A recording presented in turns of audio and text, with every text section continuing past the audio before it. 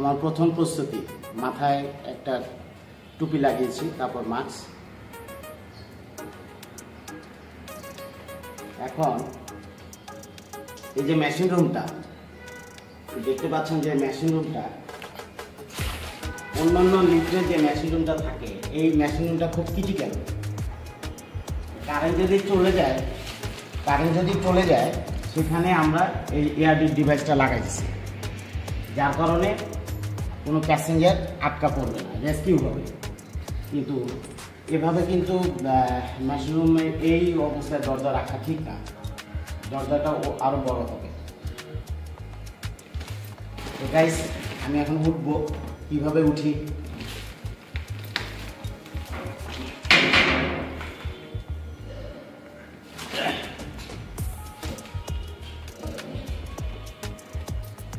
খুব জটিল একটা মেশিন রুম।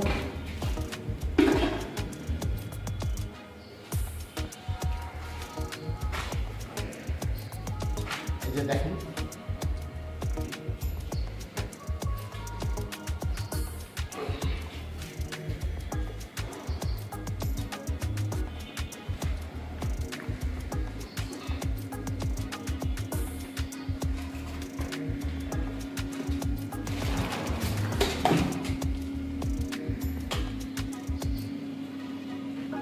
এআরডি সার্ভিসিংয়ের সময় এআরডি ডিভাইসটা বন্ধ করে নিতে হবে, তা নাহলে হ্যাং হবে।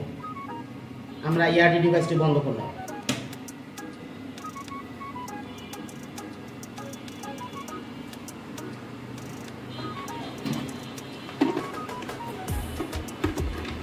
সেটি এটা আমি যেহেতু লিফটের সাথে জড়িত, সেক্ষেত্রে মাসে অন্তত একবার সার্ভিস করতে হয়।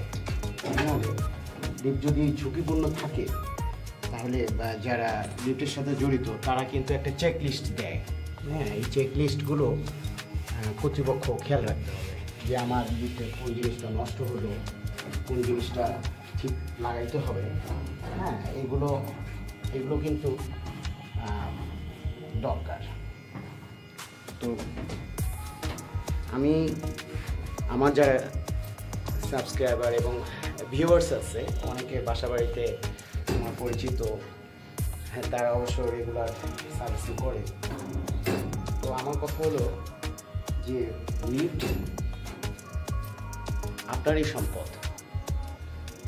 সম্পদ, আপনি অনেক টাকা দিয়ে লিফট কিনেছেন, কিন্তু এই লিফটগুলো যদি আমরা এগুলো পরিষ্কার না করি তাহলে যে কোনো সময় লিফট হ্যাং করবে, সেটা চলার পথে হোক, তখন কিন্তু একটা ক্ষতিসাধন হতে পারে। হ্যাঁ, ক্ষতিসাধন হতে পারে। তখন দেখা গেল যে আমরা যে রেগুলার সার্ভিসিং করছি না, সেক্ষেত্রে এক একটা পার্টসের দাম, পার্টস নষ্ট হবে। যেমন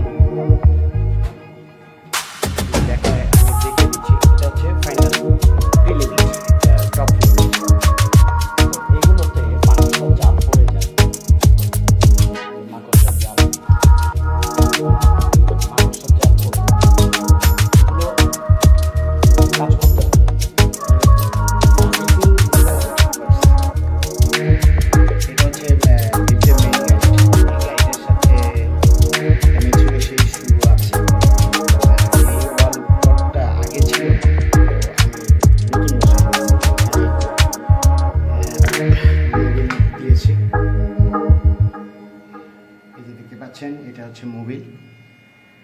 এই মোবিলের ফিতার সাহায্যে এই গাইডে চলে যাবে।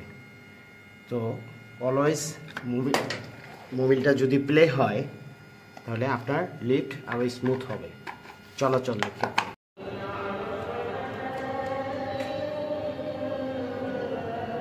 Battery 27 volt, 24 volt AC, charger is of, ARD ready. ঠিক আছে।